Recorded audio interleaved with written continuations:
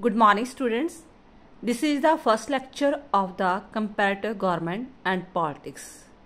In this video, we will read meaning of comparative government. First of all, introduction. How comparative government and comparative politics are two different subjects. Comparative government and politics are two different subjects. Yet the modern political scientists have laid emphasis on the combined study of both because both are closely related to one another, and the result drawn by separating both shall not be trustworthy. Apart from this, comparative method has been used for the study of both the subjects. Aristotle, who is also known as the father of political science, made use of comparative method to understand and comprehend the political problems of his time. His most famous book, Politics, was the result of the comparative study of the constitution system of 158 states. Therefore, Harry Eckstein has rightly said, comparative politics, however, has particular right to claim Aristotle as an ancestor. After Aristotle, political scientists like Polybius, Machiavelli, Montesquieu, James Bryce, G.S. Mill, Mosca, Walter Bagot, Almond Powell, etc. made use of comparative. Means to say that कि वैसे तो comparative government अलग चीज़ है, ठीक है, और जो politics की हम बात करते हैं वो दोनों अलग चीज़ है. वो आपको अंडरस्टैंड हो जाएगा गवर्नमेंट के बारे में, तो इसी लेक्चर में अंडरस्टैंड हो जाएगा. नेक्स्ट वीडियो हम पॉलिटिक्स के बारे में बात करेंगे. दोनों ही अलग टॉपिक है, दोनों अलग सब्जेक्ट है. बट जो मॉडर्न थिंकर्स है, मॉडर्न साइंटिस्ट है, वो कहते हैं कि नहीं, दोनों का ही क्लोज रिलेशंस है. हम एक दूसरे के बिना इसी चीज़ को अच्छी तरह अंडरस्टैंड नहीं कर सकते. इसकी एग्जाम्पल देते हैं वो अरिस्टोटल की बुक जो पॉलिटिक्स है. वहाँ पर भी उन्होंने कहा है कि उस टाइम पर भी जब उसने अपने जो इंस्टीट्यूशन थी, गवर्नमेंट इंस्टीट्यूशन थी, उनकी स्टडी करनी चाहिए थी, तब उसने कंपैरेटिव मेथड को अपनाया था. और जो J.S. मिल है, मॉस्का है, ऐसे आलमंड पावल है, वो भी कंपैरेटिव मेथड ही अपनाते हैं. अब हम क्लियर करेंगे कि मीनिंग ऑफ कंपैरेटिव गवर्नमेंट क्या होता है. Meaning of comparative government. The traditional thinker of political science made comparative government the subject matter of the study of political science.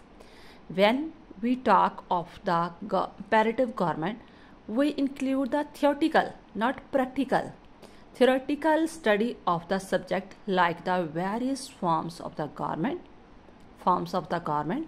organs government, their organization, forms of the government, organs of the government, their organization and function. Forms, organs, organization and function. But no attention is paid towards the study of formal and informal factors which influence the working of the government. Neither the study of the political behavior nor a political process, etc. is made the subject matter of comparative government. While expressing his view about comparative governments, famous writer Jean Blondel, he said, comparative government can thus be defined in a preliminary fashion as the study of pattern of national government in the contemporary world. While expressing similar views, Edward Freeman, he said, by comparative government, I mean the comparative study of political institution and forms of the government. जो traditional thinker थे ना, वो कहते थे कि जो भी political science है, जब भी हम पॉलिटिकल साइंस की बात करते हैं तो वो किसके ऊपर है, कंपैरेटिव गवर्नमेंट के. इट मीन्स वो गवर्नमेंट के आसपास ही सारी स्टडी होती है, ये उसका सेंट्रल आइडिया है. तो तब जस्ट वो थियोरेटिकली ही स्टडी करते थे, प्रैक्टिकल नहीं, कि प्रैक्टिकल भी कुछ इफेक्ट पड़ता है.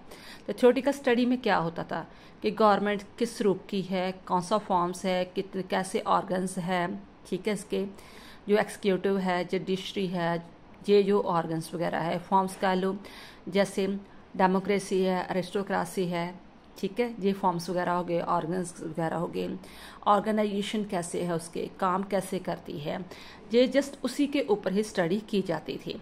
जब अरिस्टोटल ने 158 सिटी स्टेट्स की स्टडी की थी, ठीक है, तब उसने गवर्नमेंट की ही जस्ट स्टडी की थी कि हर देश की जो गवर्नमेंट है उसकी फॉर्म्स क्या है, वो डेमोक्रेसी है या अरिस्टोक्रेसी है या मोनार्ची है, ऑर्गन्स जो है वो कैसे काम कर रहे हैं, तो ऑर्गेनाइजेशन कैसे है, काम कैसे कर रही है। बस यही चीज़ गवर्नमेंट के बस सीमित तक थे। But no attention is paid towards the study of the formal and informal factor. जो इनफॉर्मल फैक्टर थे उस पर कोई भी ध्यान नहीं दिया जाता था। इनफॉर्मल फैक्टर हो गए जैसे पोलिटिकल पार्टीज हो गए, प्रेशर ग्रुप्स वगैरह, या बिहेवियर हो गया, ह्यूमन बिहेवियर हो गया, कास्ट, रिलीजन, जो कुछ भी है जो डायरेक्ट या इनडायरेक्ट में पॉलिटिक्स को अफेक्ट करता है या गवर्नमेंट के वर्किंग को अफेक्ट करता है। तो कहता है ऐसी कुछ भी उसकी स्टडी वगैरह नहीं की जाती थी। जीन ब्लॉडन ने भी कहा कि जब हम कंपैरेटिव गवर्नमेंट की बात करते हैं ना, तो जस्ट हम उसकी जो देशों की गवर्नमेंट है, ठीक है ना, उसके पैटर्न के बारे में ही बात करते हैं, उसके आगे कुछ भी नहीं वो कहते हैं। इन शॉर्ट हम कह सकते हैं कि एक्चुअली गवर्नमेंट क्या है। In brief we can say that in the study of comparative government we include the comparative study of the different form of the governments of the different countries and the composition and function of the organs of the government, etc. Because of this, it is also known as institution and function study.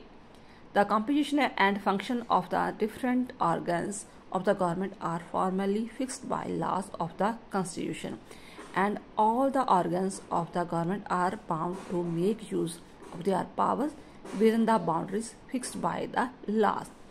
It is because of this reason that the comparative study of the government is known as a legal and formal study. But we don't make the study of the factor and political process, etc., which influence the working of government.